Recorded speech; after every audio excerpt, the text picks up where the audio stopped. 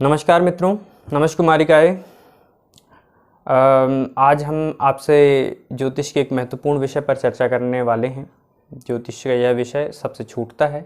यह वास्तव में ज्योतिष का अंग अवश्य है, लेकिन इस विषय पे लोगों का बहुत हद तक ध्यान नहीं जाता। विषय यह है कि आप किसी ज्योतिषाचार्य के पास कैसे जाएं, उससे किस प्रकार से प्रश्न करें, और आपके पास में अगर आपकी डेट ऑफ बर्थ, टाइम और जन्म का स्थान नहीं है तब आप क्या करें और किस प्रकार से प्रश्न करें। तो ये सारी चीज़ों के विषय में मैं आपसे बताऊंगा, क्योंकि इन चीज़ों का ज्ञान आमतौर पर नहीं होता है। बहुत से लोग हिचकते भी हैं ज्योतिषाचार्यों के पास जाने से।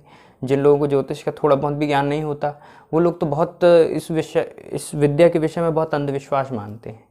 तो उन चीज़ों के संबंध में भी हम कुछ बात करेंगे। तो पहली चीज़, आप किसी ज्योतिषाचार्य के पास जा रहे हैं तो किस प्रकार से जाएं। अगर आप ज्योतिषाचार्य के पास जाने वाले हैं तो सबसे पहले स्नान ध्यान निर्वस्त्र हो जाइए, शुद्ध वस्त्र पहनिए और अपने इष्ट देव से प्रार्थना कीजिए कि मैं फला फला ज्योतिषाचार्य के पास जा रहा हूँ और हे इष्ट देव, आप उनके मुख से ही मेरा मार्गदर्शन करें और कहीं ना कहीं मेरी समस्याओं को दूर करें। तो ऐसी अगर आप प्रार्थना करके जाएंगे तो कहीं ना कहीं आपके इष्ट की कृपा भी उस ज्योतिषाचार्य के ऊपर होगी, और ज्योतिषाचार्य जो बोलेगा तो कहीं ना कहीं इष्ट की वाणी भी उसमें सम्मिलित होगी। दूसरी चीज़, अगर आप ज्योतिषाचार्य के पास जा रहे हैं तो सबसे पहले अपॉइंटमेंट ले लें, उससे समय ले लीजिए। कि आजकल मोबाइल की सुविधा हो गई है, तो सबसे पहले समय ले लीजिए कि भाई कितने समय आप मिलेंगे, कितने समय नहीं मिलेंगे। ये बहुत ज़रूरी चीज़ है। फिर तीसरी चीज़ की बात करें कि ज्योतिषाचार्य के पास अब जब आप पहुंचने वाले हैं, जाने ही वाले हैं, तब आप क्या करें। ज्योतिषाचार्य के पास जब आप जाते हैं तो खाली हाथ ना जाएं। हाथ में दान द्रव्य दक्षिणा, और वो अगर संभव ना हो तो फिर हाथ में जो है एक फल ले लीजिए, श्रीफल ले लीजिए, नारियल ले लीजिए, कोई एक फल ले लीजिए, 5 सुपारी ही ले लीजिए, 2 मुट्ठी चावल ही ले लीजिए, एक सिक्का ही रख दीजिए। लेकिन ज्योतिषाचार्य के पास अगर आप जा रहे हैं तो ज्योतिष की मर्यादा रखिए। बिना किसी दान द्रव्य के अगर आप पूछते हैं तो यह प्रश्न का आपको उत्तर फलीभूत नहीं होगा। बिना दक्षिणा के यज्ञ भी फलीभूत नहीं होता। तो यह तो ज्योतिष है, किस प्रकार से फलीभूत हो सकता है। तो इतना ध्यान रखें। अब ज्योतिषाचार्य के पास अब आप पहुंच गए, अब आप उस स्थिति में क्या करें, ज्योतिषाचार्य को प्रणाम कीजिए और उनसे यह प्रश्न कीजिए। अगर आपको अपनी जन्म कुंडली का अध्ययन करवाना है तो उनको, आप पहले से अगर जन्मपत्री लेके आए हैं तो जन्मपत्री उनको दिखाइए। उसमें सारे विवरण लिखे हुए होते हैं। अगर किसी ने बचपन में आपकी जन्म पत्रिका बना दी है तो उसमें जन्म कुंडली में सारे विवरण होते हैं। अगर नहीं है तो उनको डेट ऑफ बर्थ, टाइम और समय दीजिए। वह आपकी जन्म पत्रिका तत्काल बनाएंगे। उनके पास जो भी साधन हो, या तो पंचांग देख के बनाए या सॉफ्टवेयर से बनाए या जो भी, तो उस माध्यम से वो आपकी जन्म कुंडली बनाकर उसका अध्ययन कर लेंगे।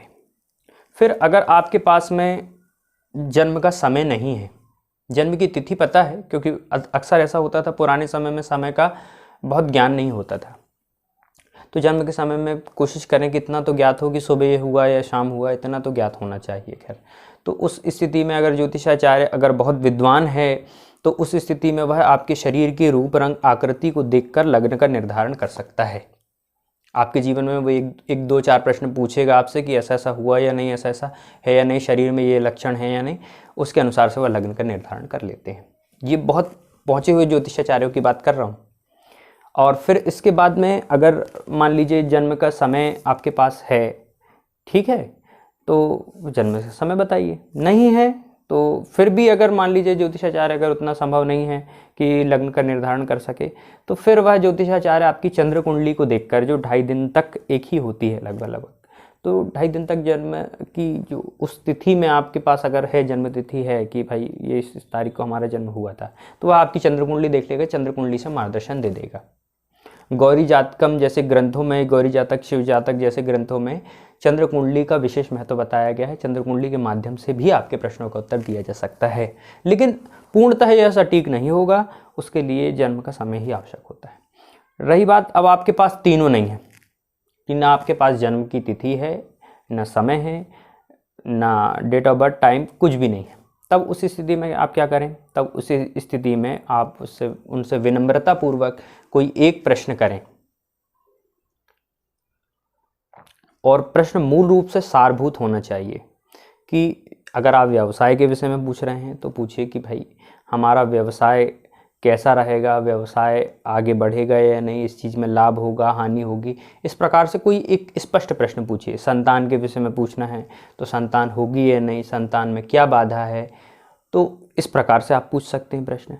तो उस स्थिति में क्या होता है, ज्योतिषाचार्य प्रश्न कुंडली के माध्यम से आपकी शंका शक का समाधान करते हैं। प्रश्न कुंडली क्या होती है, आपके पूछे गए प्रश्न से जो समय होता है, समय, स्थान और देश काल परिस्थिति को देखते हुए वह कुंडली तैयार होती है। वह 2 मिनट का काम है।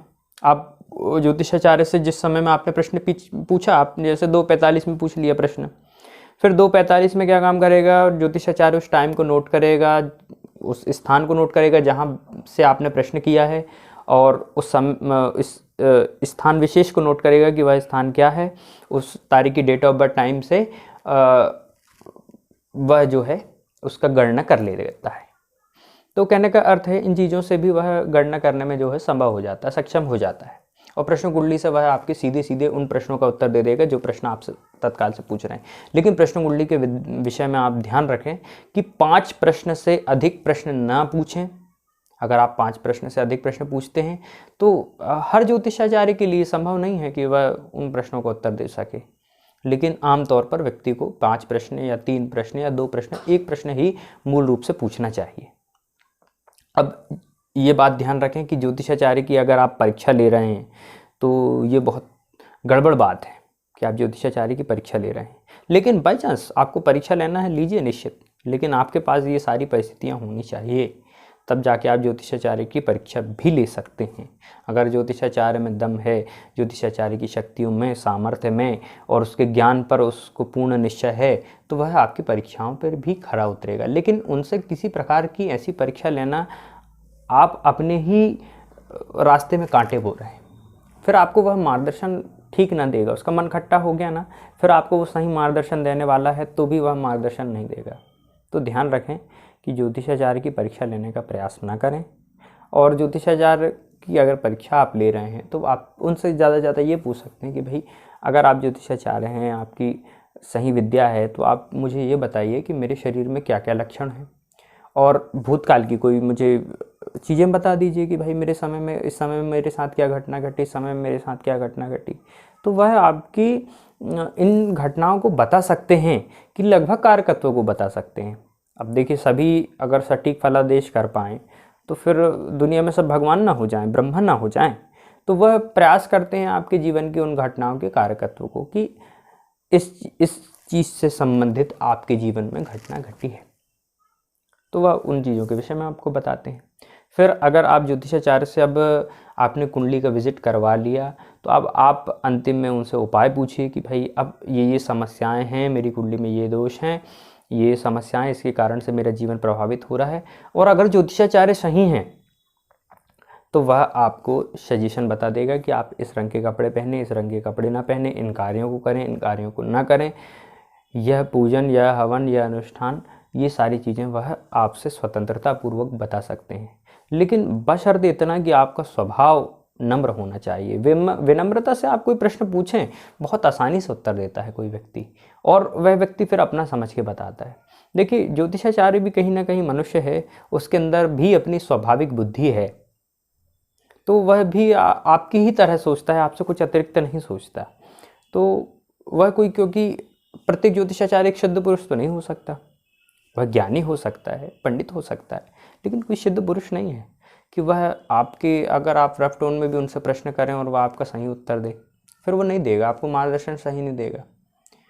तो ध्यान रखिए खैर कि उनसे किसी भी किस्म की ऐसी बात ना करें जो आपके लिए हानिप्रद हो। ज्योतिषाचार्य से नम्रतापूर्वक पूछें, वह आपके प्रत्येक प्रश्नों का उत्तर देंगे। हाँ, इतना ही, अगर मान लीजिए कोई ज्योतिषाचार्य आपको बहुत ज़्यादा विस्तार पूर्वक से कुछ चीज़ बताता है, तो अब आप अपने विवेक से भी निर्णय लें कि भाई ज्योतिषाचार्य सही बता रहा है, गलत बता रहा है। आप किसी की बात में जो है विश्वास करने का काम नहीं है। अगर आपको ज्योतिषाचार्य की बताई हुई चीज़ें जम रही हैं, आपके जीवन में उस तरह से वो घटनाएं घटी हैं, उस तरफ से, मतलब जीवन में अगर आपका वह स्वभाव आपका सही ही बता रहा है, आपके जीवन में होने वाले, आपके अंदर का स्वभाव, आपके अंदर की होने वाली बीमारियों, इनके विषय में वह सटीक जानकारी देता है। तब आप उसकी बात में विश्वास करें और फिर उनकी बातों का पालन करें, अपने जीवन में उतारें, तब आपको विशेष फल मिलेगा। और ज्योतिषाचार्य के भरोसे ही ना बैठ जाएं आप, ध्यान रखिए कर्म आपको स्वयं करना पड़ेगा। तो आप निर्णय लीजिए। और अगर आपने चैनल को लाइक, शेयर, सब्सक्राइब नहीं किया है तो जल्दी से बेल आइकन को दबा दीजिए और चैनल को लाइक, शेयर और सब्सक्राइब कर लीजिए, ताकि आप आने वाली हमारी भविष्य में वीडियो को आसानी से देख सकें। तो आज के लिए इतना ही। ओम नमः शिवाय। जय माता की।